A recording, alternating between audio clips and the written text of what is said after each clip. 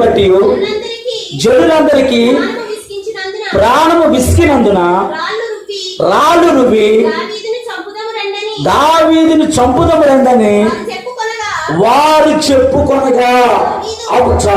అప్పటిదాకా నీతోనే ఉంటాము, మాకు బాధలు ఉన్నాయి, మాకు కష్టాలు ఉన్నాయి, మాకు సమస్యలు ఉన్నాయి, ఎలాగైనా సరే అంతే. అక్కడ ఉన్న ఇశ్రాయేలు ప్రజలందరికీ తెలుసు దావీదు రాజుగా అభిషేకించబడ్డాడని. అక్కడ ఉన్న వారందరికీ తెలుసు.